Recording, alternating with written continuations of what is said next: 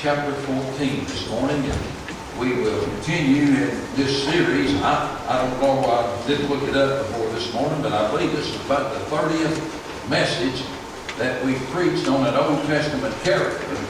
And today we come to look at the character of Caleb, and boy, what we can learn from his life. He teaches us how to finish well. Joshua chapter 14, we'll read together verses 10, 11, and 12. Would you stand, please, as we honor the reading of God's Word. Joshua chapter 14, if you have a New King James like I have, you'll find it on page 203. If you don't have a Bible like me, then you'll just have to find it on your own. And I hope you will. Here we read these words. And now behold, the Lord has kept me alive, as he said, these 45 years, ever since the Lord spoke this word to Moses, while Israel wandered in the wilderness. And now here I am this day, 85 years old. As yet, I am as strong this day as on the day that Moses sent me. Just as my strength was then, so now is my strength for war, both for going out and for coming in. Now therefore, give me this mountain of which the Lord spoke that day. Thank you, church, and you may be seated. Okay, but now he speaks these words. He's 85 years old. From his birth until he's approximately 40 years old, Caleb lived as a slave down in Egypt. From approximately the age of 40 to the age of 80, he wandered in the wilderness with a disobedient congregation of Hebrews. And now for approximately the last few years, he had crossed over the Jordan River. Only he and Joshua left from the generation before. They crossed over to the west side of the Jordan River. Now for a few years he's been fighting the enemy and engaging the giants in the land. He's now an old man, 85 years old. Matter of fact, the Jews, they divided old age up into 3 stages. From the age 60 to 70, they referred to this as the commencement of old age. Well, I'm 61, that's where I'm at now, the commencement of old age. And then the second phase of old age was from the years 70 to 80. They referred to this as the hoary-headed age, hoary meaning gray or white-headed. And then 80 plus was the third stage of old age, and they referred to this as the age of being well stricken in years.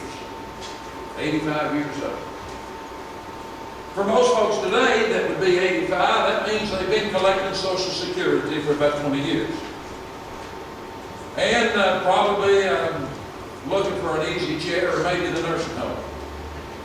While most 85-year-old men were sliding into their house slippers, old Caleb was lacing up his fighting boots, saying, give me this mountain.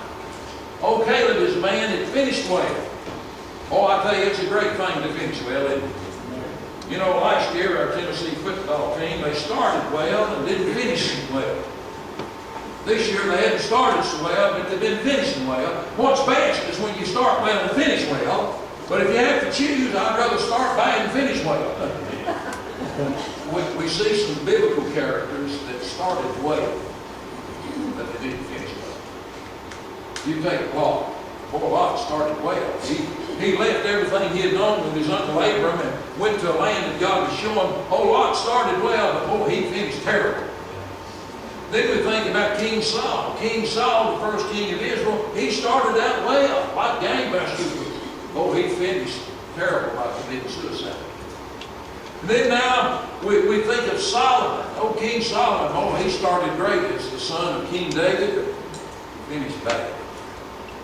Then on the other hand, we see some that finished well, even in old age. I mean, Abram was 75 years old when he answered God's call and left his father's country, everything he had known as a successful businessman, and took out as a pilgrim and a stranger to go to the land that God had shown him.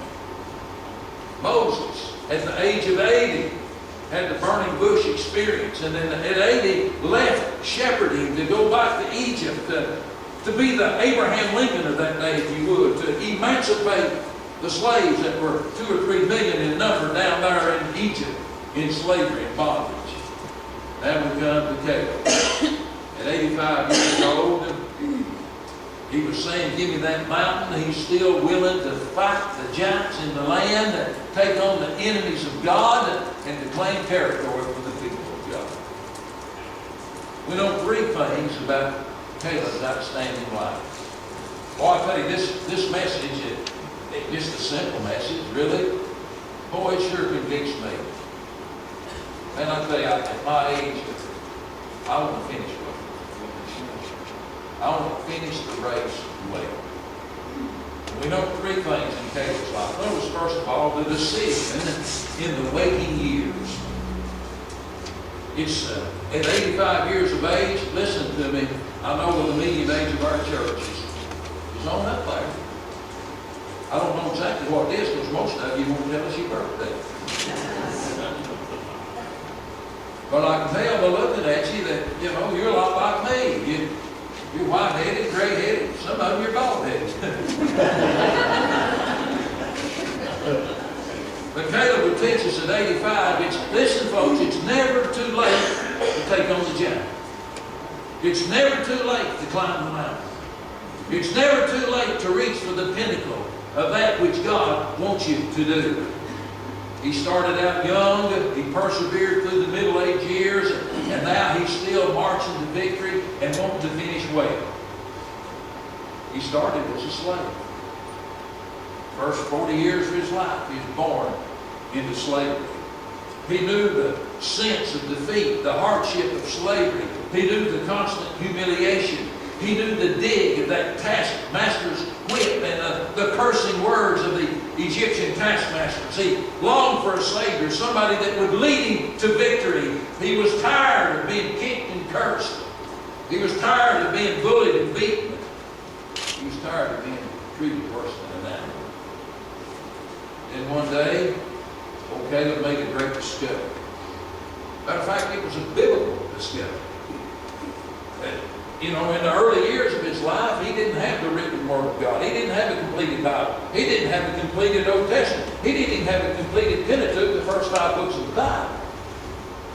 He would later in life, because we know Moses, under the inspiration of the Holy Spirit, wrote the first 5 books of the Bible, referred to as the Pentateuch. But for time being, he had that which had been passed down from generation to generation. He knew about Abraham and Isaac and Jacob and Joseph. He knew about the Abrahamic covenant, the covenant that God had made with Abraham. I'm using my imagination here now. I see, as an adult, young adult, I can see Caleb sweating profusely there in the mud pits of Egypt, making bricks, laboring hard, making bricks for the Pharaoh that used for his building projects. I can see right in the middle of his work one day, in the heat of the day, sweat pouring off his brow, that suddenly he stops in the middle of his work. He's thinking something out. It's like he's now grasping a hold of one of God's truths. He becomes oblivious to the whip of the taskmaster and the cursing words as he stopped his labor to work out in his mind this which he thinks God's placed in his heart. And that is, he begins to remember what God told Abraham. How that Abraham's people would be oppressed for 400 years. And then they would be delivered in the 4th generation. We find that in Genesis chapter 15. Looking at verses 13 and 16. Know certainly that your descendants will be strangers in a land that's not theirs, and will serve them. They will afflict them 400 years, but in the 4th generation they shall return here. I can see old Caleb working in that mud pit, and he begins to mull over in his mind and ruminate, if you will, on that word that God had given Abraham. Then he began to remember there was a time in his youth when there was a man that was born. His name was Moses. He created quite a stir among the Jewish slave people down there in Goshen. He began to hear about this man Moses and how he was born to Hebrew slaves, but yet somehow, miraculously, the Pharaohs had brought him into the royal courts of Egypt. And that in his adulthood, this man called Moses somehow cast his loyalty and support with the Hebrew people. Then it occurred to him that this was the fourth generation that God spoke about. There was Levi, Kohath, Amram, and then Moses. He remembered now this fourth generation and this man Moses, that he had been rejected and had to go away, but the thought was perhaps he would return again. And that Caleb, this fourth generation that God spoke of, Caleb was now living in that fourth generation. And perhaps now the deliverer would return. Or do you, that whole thought just oozes with New Testament truth. How that you and I today, dear friend, could very well be the generation that sees the return of the deliverer, the Lord Jesus. Nothing else that I know of biblically has to take place before the rapture and that set in motion all those tribulation years and then the second coming of Christ. And sure enough, Caleb was correct. These thoughts gripped his heart and soul as he worked the mud pits and the bricks for the Egyptian Pharaoh. There is the decision in the waking years. Secondly, we notice the dedication in the working years. Caleb was correct in all that he believed. Moses did return, and when he returned in might and in miracle. And when Moses came back to Egypt, many strange things happened. Water turned to blood.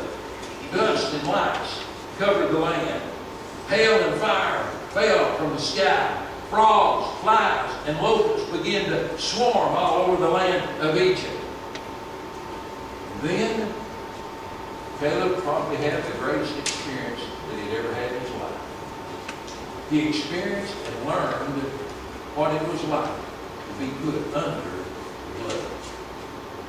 In Exodus chapter 12, beginning in verse 12, the Lord said, "For I'll pass through the land of Egypt on that night, and I will strike all the firstborn in the land of Egypt, both man and beast.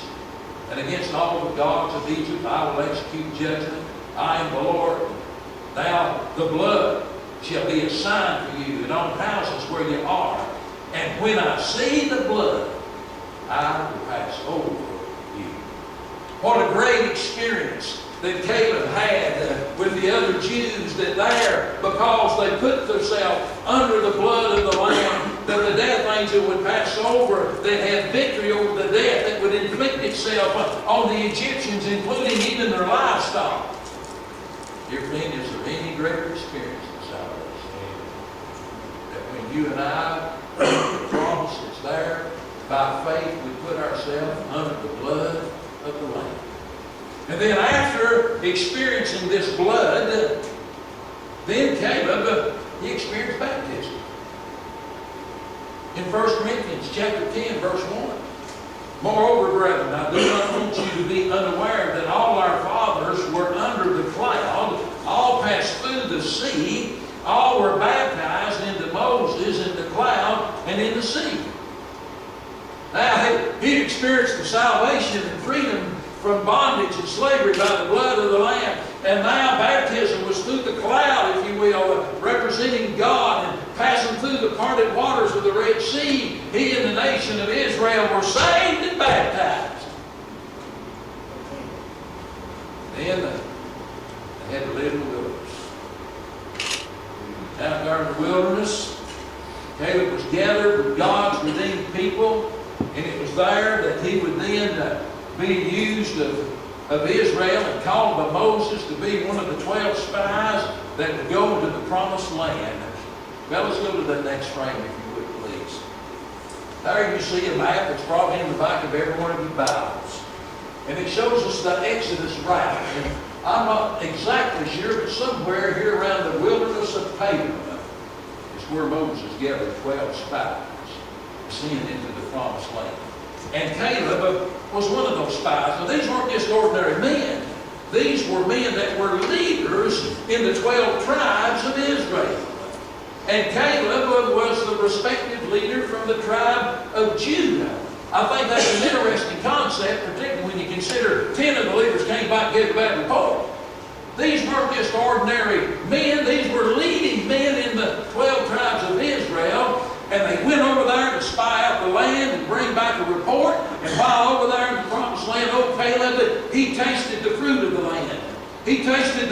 the honey of the land. And old Caleb knew when he got a taste of the promised land, dear friend, the menu down there in Egypt would never satisfy him again.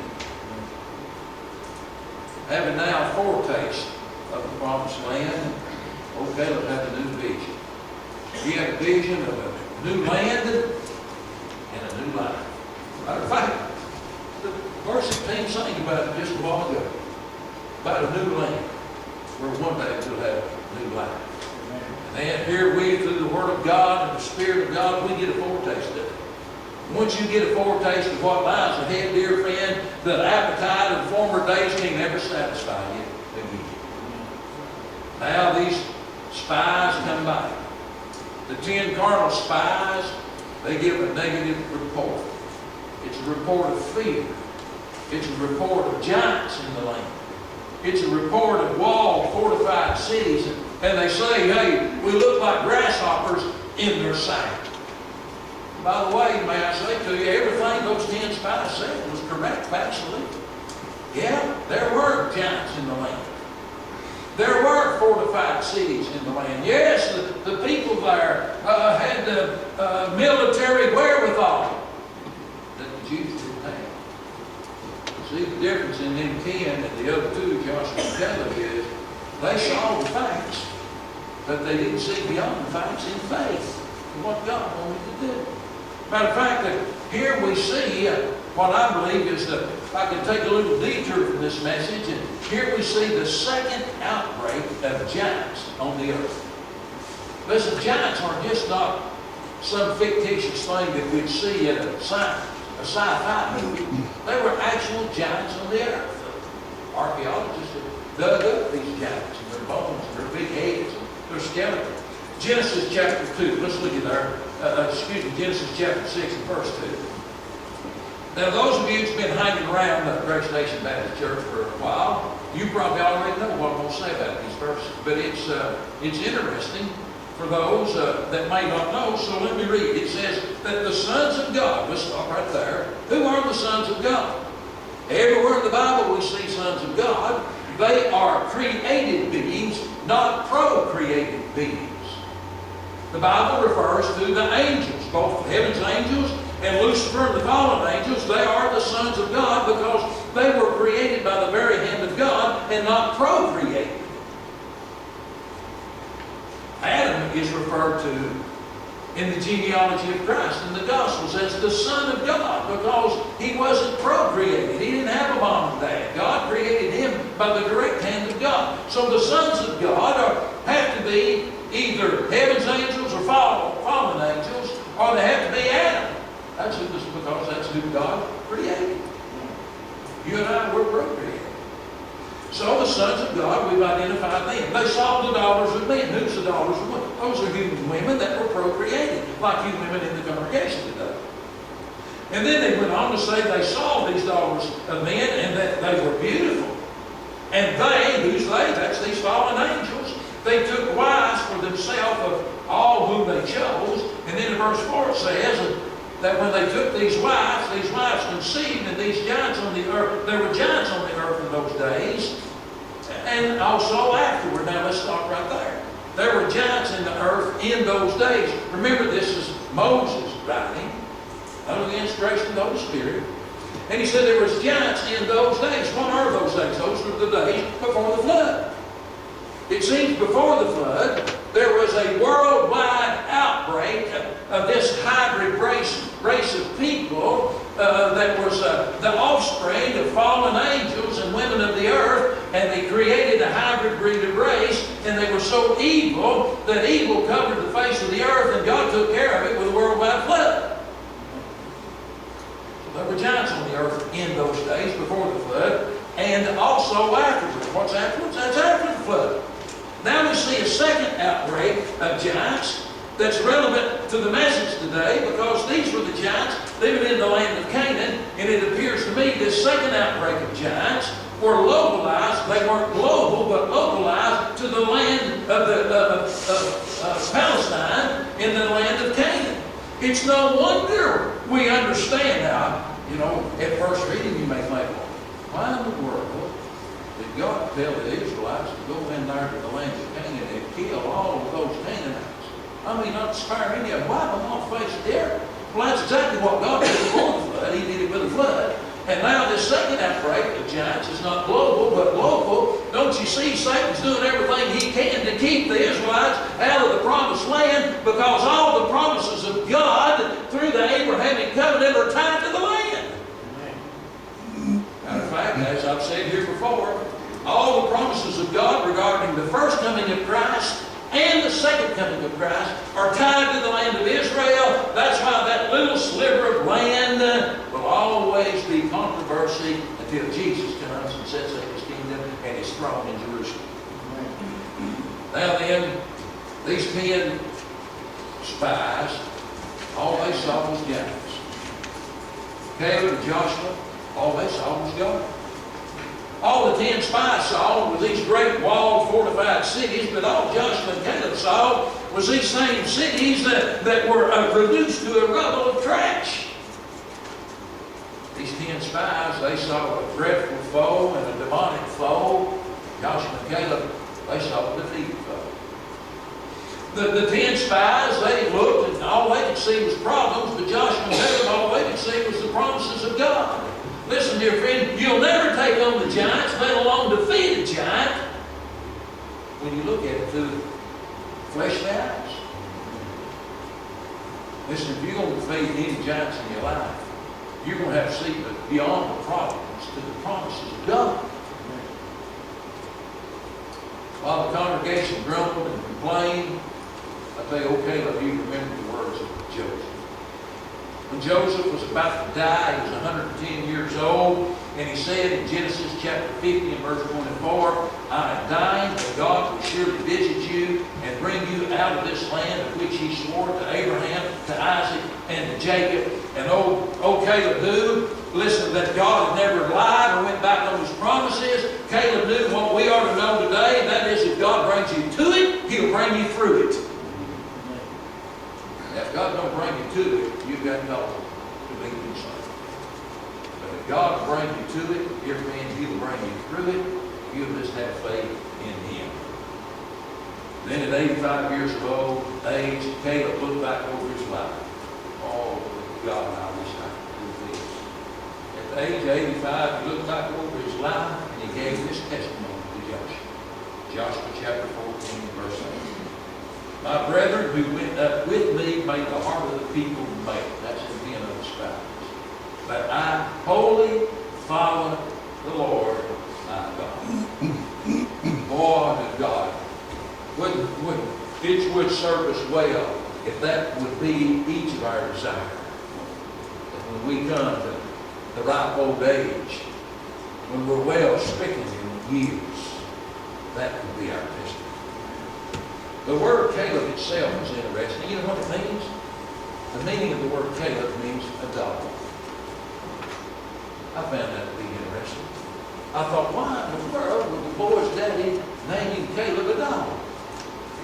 I don't know. Maybe his daddy lost all hope. You know, they were down there in slavery in the mud pits, being treated, oppressed. They were oppressed and afflicted by the Egyptians. And now a son's born, and he said, what good's a son? He just soon have a dog. I don't know if that's what his daddy did or not. I'll tell you one thing. I did think of this. There sure is a lot of difference between a dog and a kid. You ever think about that? I don't believe in him. Well, I get in trouble every time I say this, but dear friend, in the Bible don't give you any hope that your pet's going to make it there. But if pets make it there, I think God's will, I believe cats go straight to hell.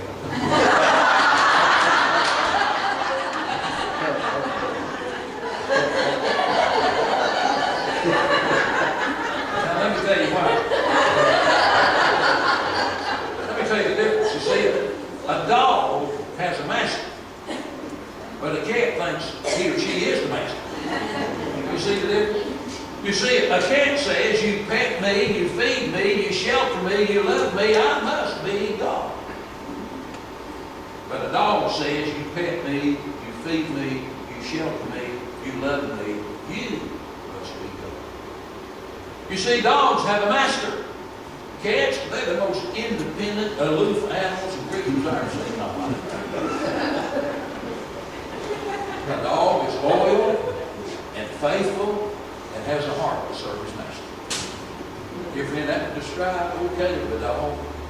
He was loyal, faithful, and his heart's desire was to serve the Lord his God. It seems to me that these 10 spies were in it for what they could get out of it.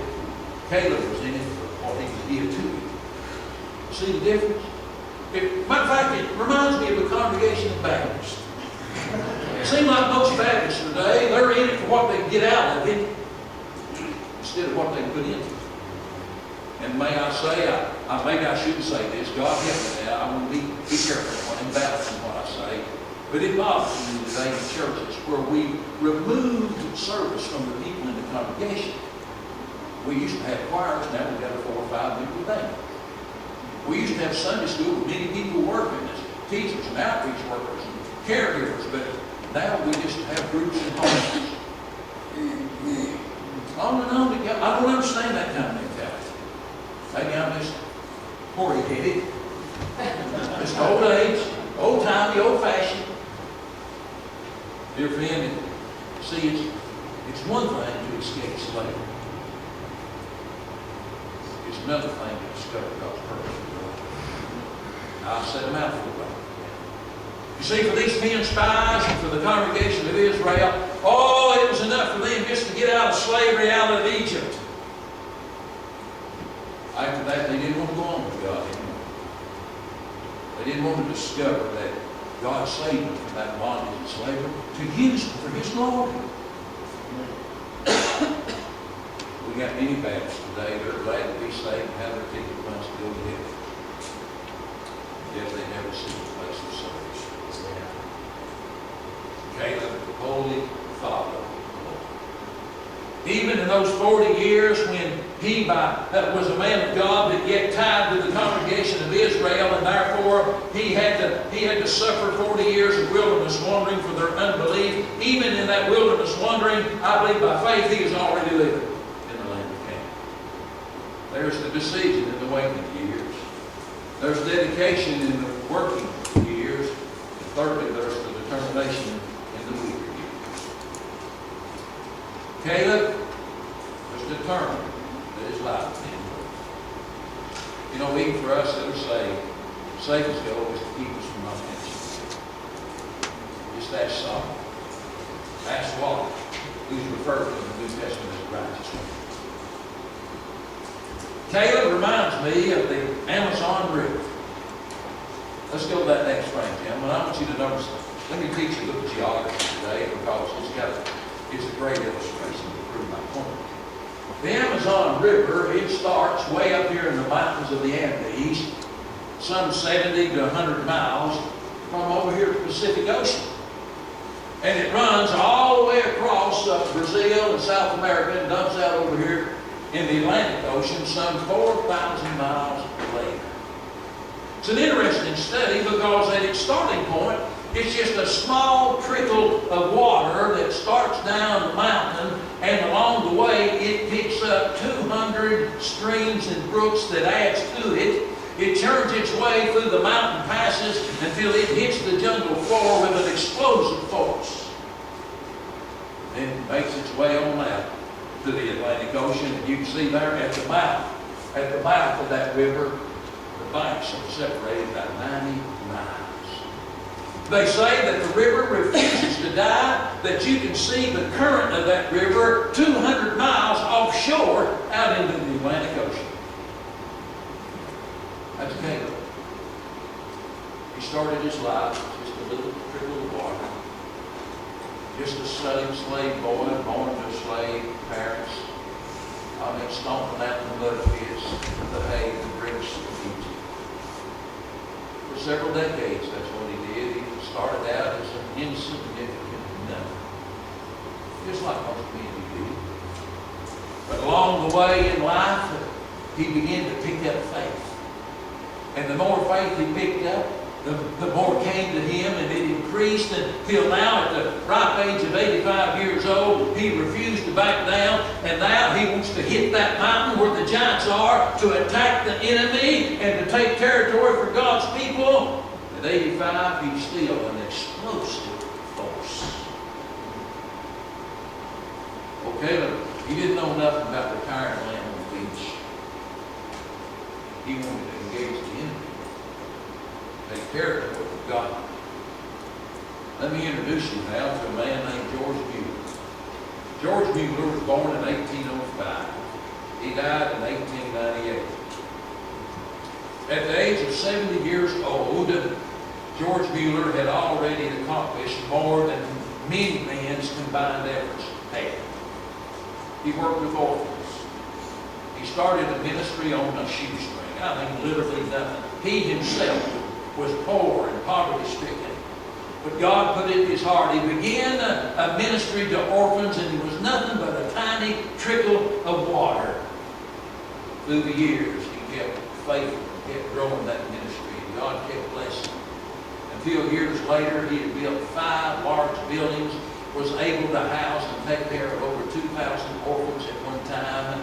And by the end of his orphan ministry, over 10,000 boys and girls had been housed, fed, clothed, and educated, and now were gainfully employed in society because of the work and the character of George Mueller.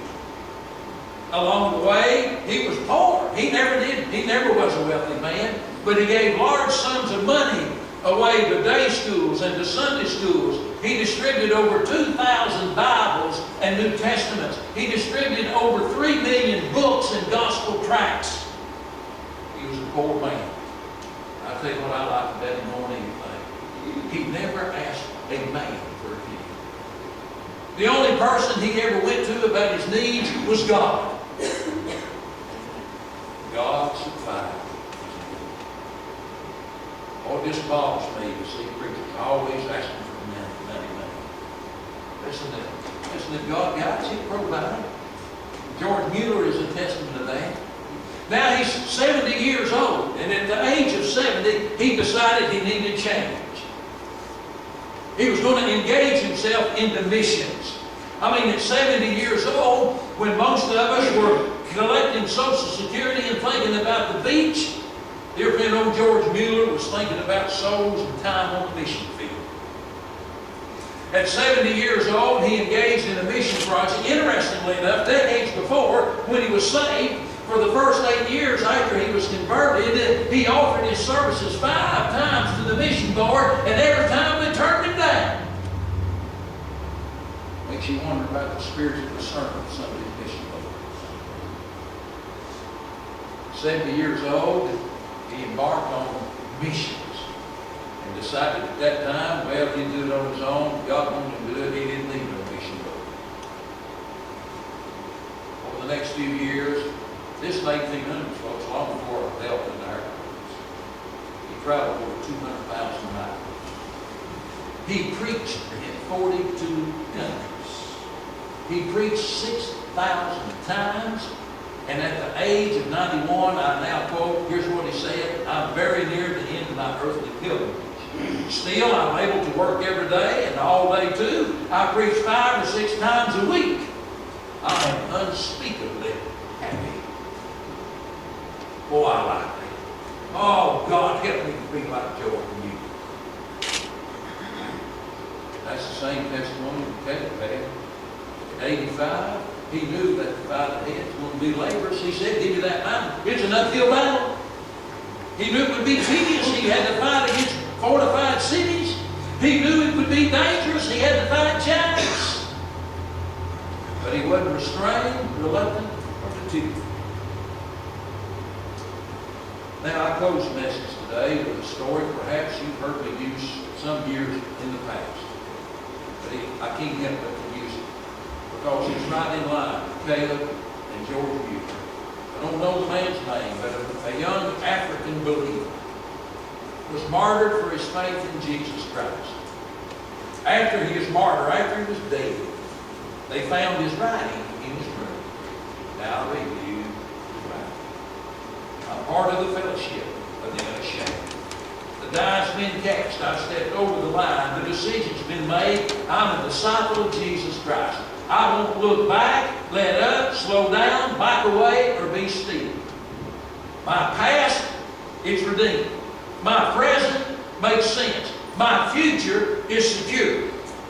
I'm finished and done with low living, sight walking, smooth knees, colorless dreams, tame visions, worldly talking, cheap giving, and dwarf goals. My face is set. My gait is fast. My goal is heaven. My road is narrow. My way is rough. My companions are few. But my guide is reliable. And my mission is clear. I won't give up, shut up, or let up until I've stayed up, stored up, and prayed up for the cause of Jesus Christ. I must go till He comes. Give till I drop. Preach till everyone knows. Work till He stops me. And when He comes for His own, He'll have no trouble taking that from me. For my payment will be returned. Such are the testimonies of Kate, of George Hughes, and of this young African believer. Oh, God help us, that it be our testimony.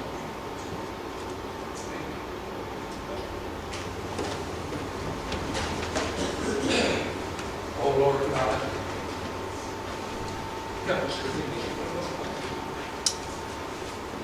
Lord, help us, oh God, to get a foretaste of glory land, to where we see a new land and we see a new life, so that it would help us, that we would, at the end of our days, still be marching up the mountain to take on the giants and the fortified cities of Satan, knowing that we go in the power and the promises of God. Oh Lord, I pray this wouldn't be just another message that slips off our ears until we can exit the door and go about our living again. Oh, may we be resolved, oh God. Oh, Lord God, that we'd put on the full armor of God. That we'd put the shield in one hand to defend ourselves against the fiery darts of Satan, and we'd take the sword, the Word of God, in our other hand, that we may engage the enemy and that we may kill and defeat the enemy. And oh God, we be a soldier of the cross. Oh, that we live in such a way that almost daily as we live here, we can almost hear our Master say, "Well done, good and faithful servant." May it be so in our lives. Thank you for saving us. Lord, I pray for those of us who say that we will diligently seek your purpose for our salvation. I pray, Holy Spirit, if there's anyone here today that doesn't know Christ as Savior, that today they come to know what came of you when he experienced putting himself under the blood of the Lamb.